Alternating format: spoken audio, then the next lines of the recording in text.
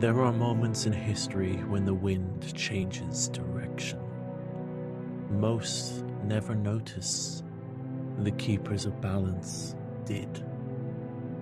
After the convergence, the ley lines of the world did not fully mend. The boundary between the material plane and the plane of air thinned in quiet places, high above Aethria, where only sky touched sky. It was during this age that several Aarakocra vanished.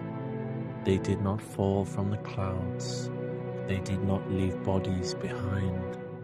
They stepped into distortions in the upper air and were simply gone.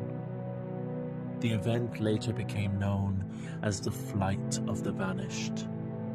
Aldrich Windrider, Keeper of Balance, and Master of the Elements, believed these disappearances were no mere accidents. He had already recovered the Starlight Stone from the battlefield where Gamma had fallen, and he had seen what imbalance could do when left unchecked. He studied the fractures in the sky. He concluded that something beyond the veil was interacting with the ley lines of Celestria. Seeking answers, Aldrich traveled to a known rift point, a stable tear where the plane of air pressed closely against the mortal world. He believed that beyond it lay knowledge. He believed that Zephyrus, Titan of air, might understand why the currents were shifting. He stepped into the rift. He did not return. For decades, his apprentice, Jinglethorn, guarded that place. He reinforced the wards. He returned year after year. He waited. Then, the sky opened again. What emerged was not Aldrich. 3 things came through the fracture.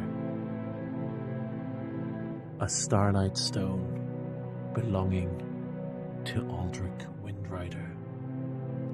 A leather-bound tome bearing Aldrich's arcane imprint, and a being composed of unstable wind and storm. That being did not yet have a body. It shifted between vapor and avian form, unable to hold itself together in the mortal plane. Without containment, it would have scattered back into the currents from which it came. Jinglethorn did not imprison it, he stabilized it.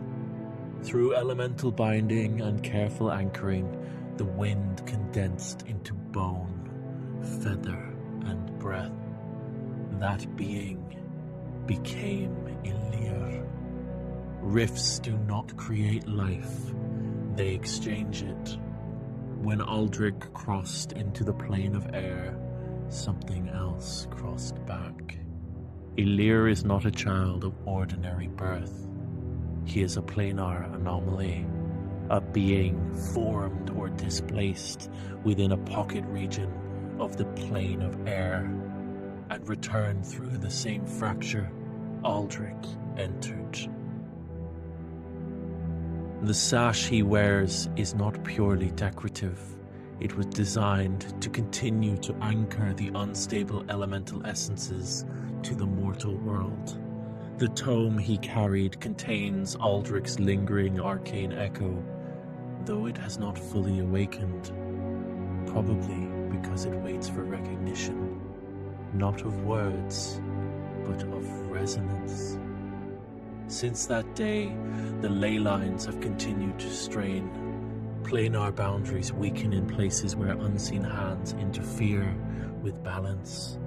The wind responds to imbalance. Ilir's existence is not coincidence.